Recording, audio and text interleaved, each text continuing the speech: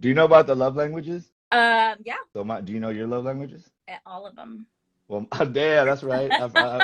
Ooh, I like that. Mine, if I had to pick, it's like words of affirmation and touch. So I just like somebody to be a cheerleader, like, hey, go get the bag, get home, I Yeah, got you. You're the man. Boom, boom, boom. Not even extras, just a little, a little pep talk. Get out the door, you know what I mean? And then just, touch and all that shit. But yeah. when I learned that, when I read that book, it taught me a lot about just, how to communicate, because we have different languages sometimes, how we show affection. Oh yeah, definitely. I And like how them do all. you like them all? All right.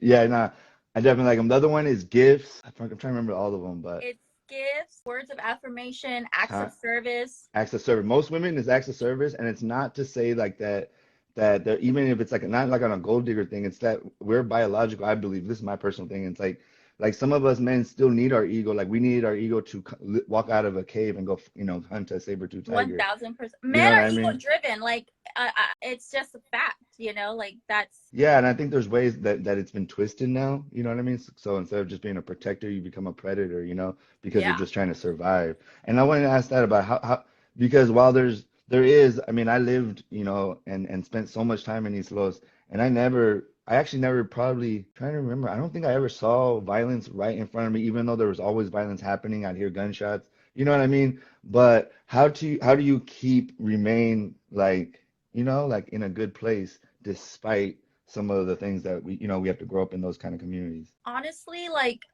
like I said, I've grown up. One, I don't want to say I'm desensitized to it because I've lived in it since birth, but kind of like, Yeah, I was telling that's some real. people the other day that I used to live on State Street. Yeah, that's like hood.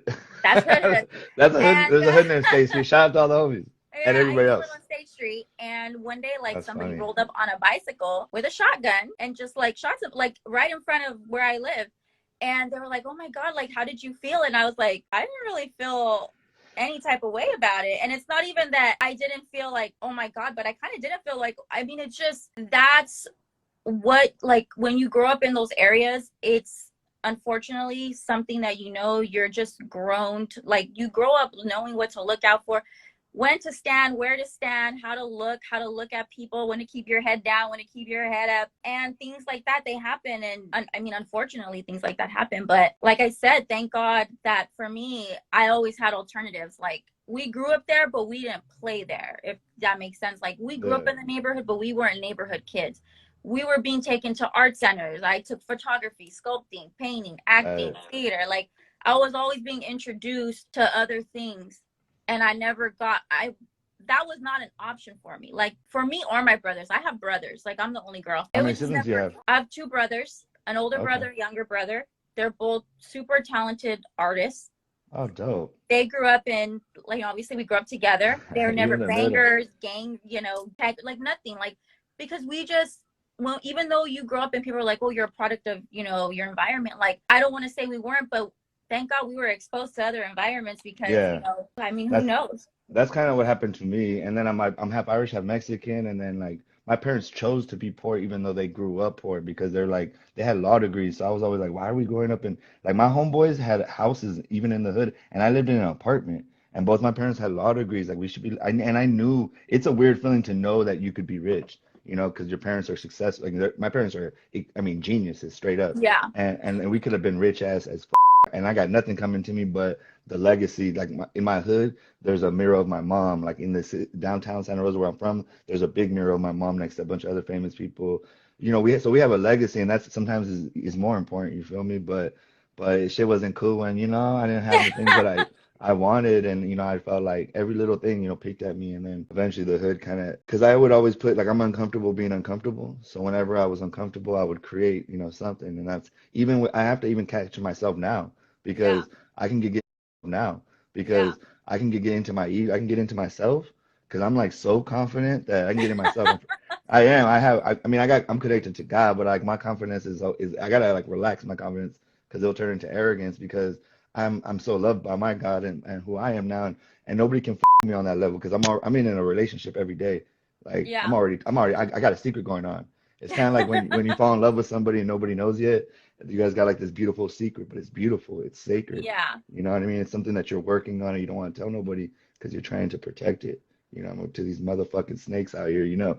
I mean, So that's how it is. Like people always tell me, like the number one thing I hear a lot. I mean, even growing up, like a lot of people, they just like look at me and right off the bat, like, bitch, that kind of, you know, like I would get that my whole life, and I would always like.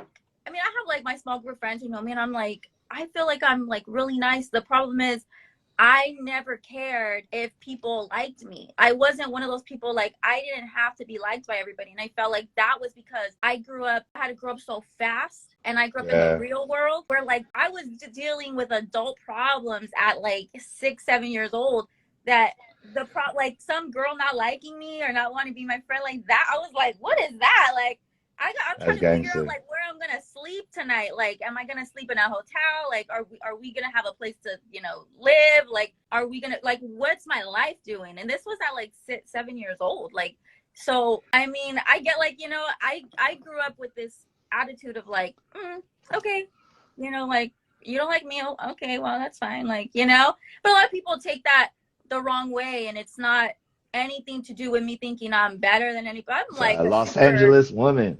They don't know about I'm that just LA like woman, man. That shit's a I trip. was just like I grew up young, like I had to be an adult and deal with adult situations. So to me, like kid situations, like they were so minute in my life. I was like, Yeah. you know, See, that's the thing that I had my issue with it. So I was like, I remember I was dating this girl that had a kid, right? It was my first time dating someone. We were cool. Shout out to Jaden.